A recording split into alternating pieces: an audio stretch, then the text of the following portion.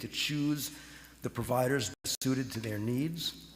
Americans in rural and low-income communities where hospitals are closing and providers are leaving because patients are in many cases uninsured or unable to pay for services even if they have insurance.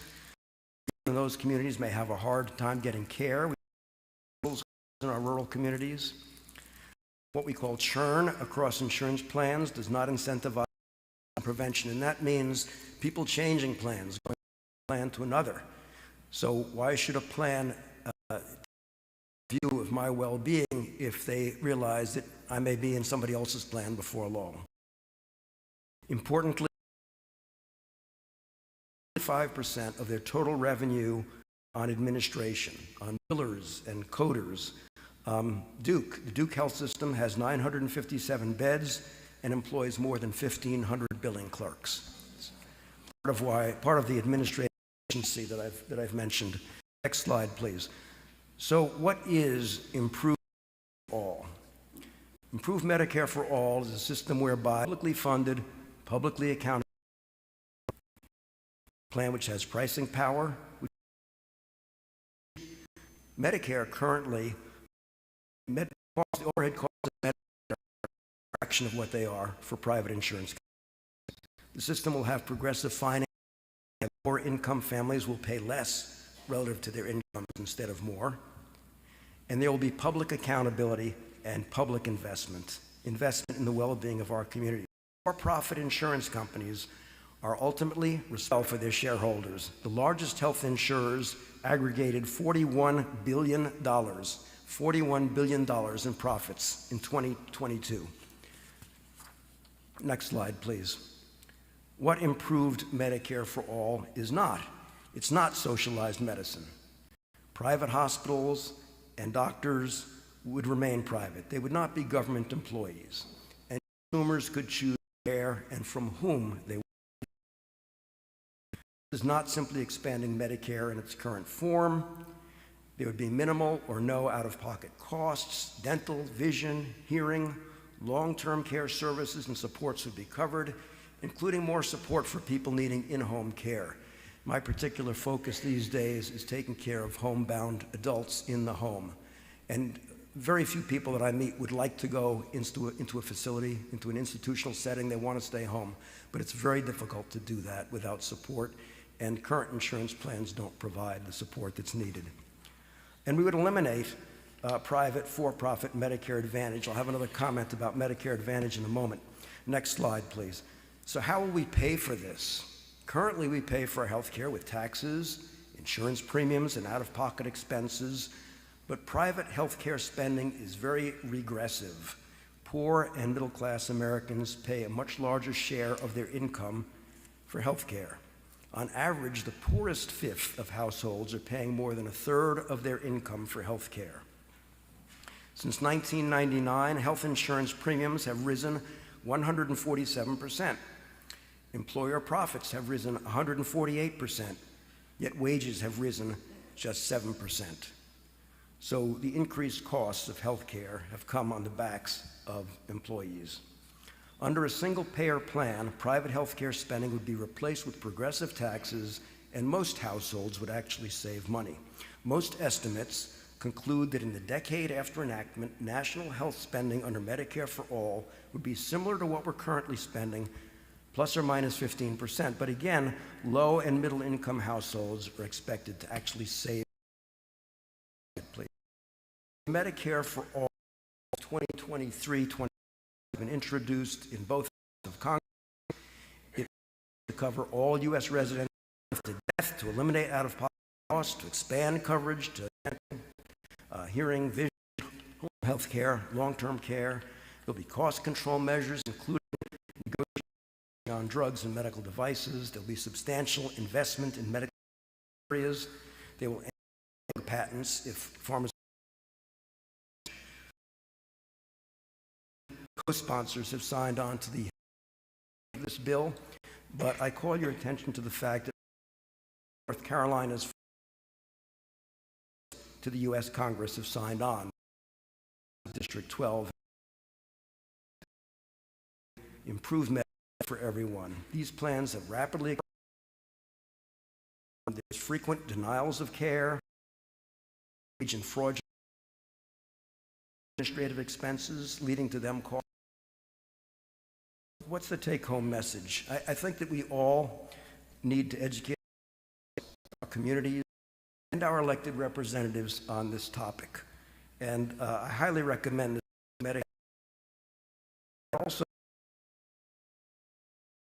joining along with many others on a Medicare for All coalition. I want a positive note, however, there is some good news. Medicaid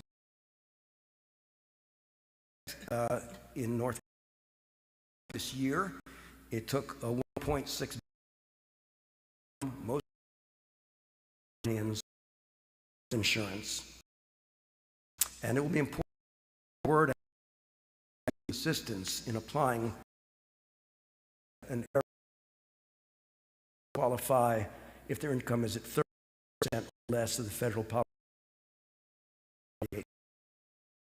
of the federal again, age measure to one. Our measures in new rural clinics is expansion of telehealth capabilities and creating new include bad needed mental and work. Are happy to you or with your project and to answer questions.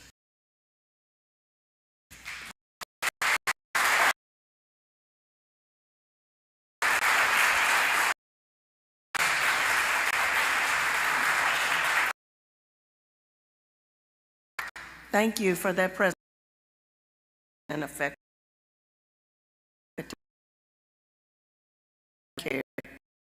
I got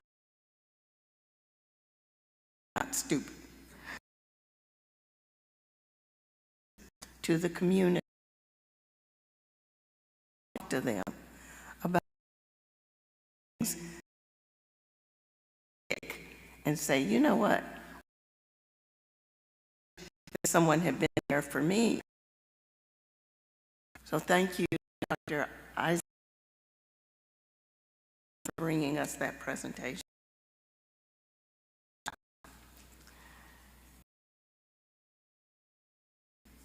Is there anything? And I know the call have unfinished business.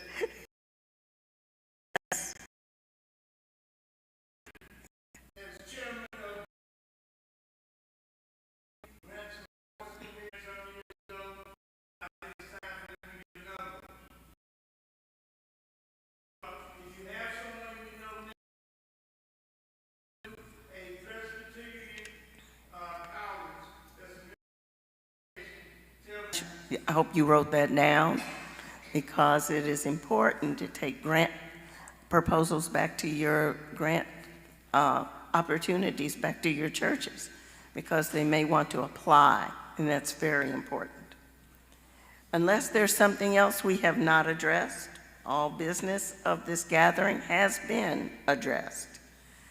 We now need the stated clerk's report. Ed?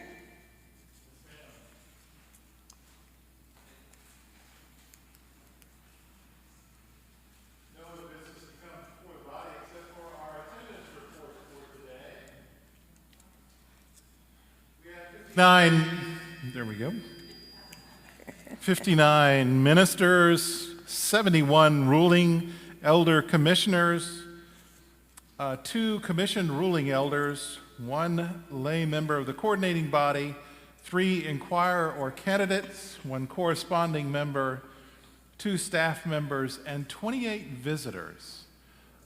So that's just wonderful. Again, I emphasize the fact that yes, ruling elders and teaching elders and commissioners, we attend this, but that also visitors come in, that you invite folks from your churches and your bodies of faith to attend and participate where they can and where they can see fit.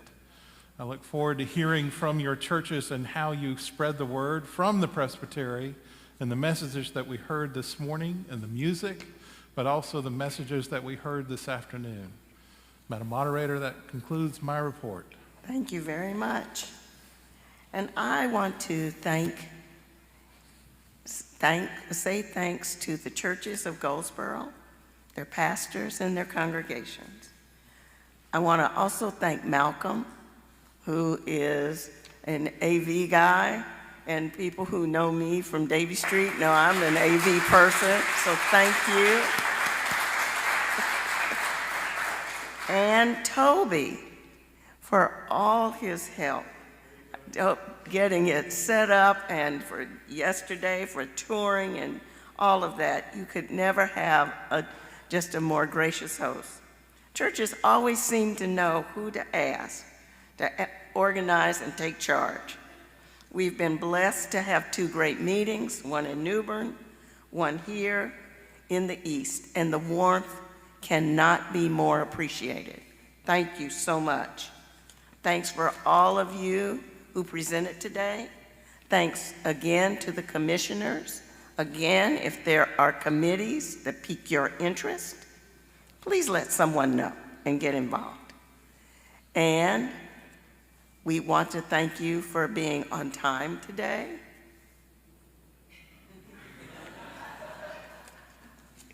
And your attention.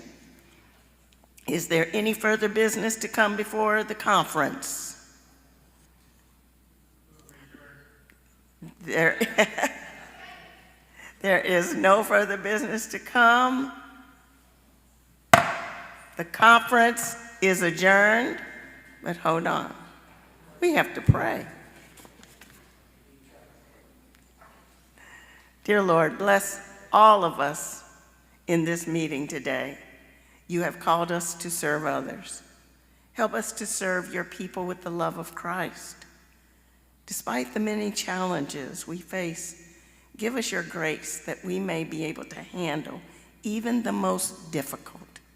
Fill our hearts with your love, that we may be able to pour it out on other people in the world. We leave this place knowing that you are on our side, and we choose to put our confidence in you. We lift our eyes to you, O Lord, because our help comes from you. Lord, help us to fear you and walk in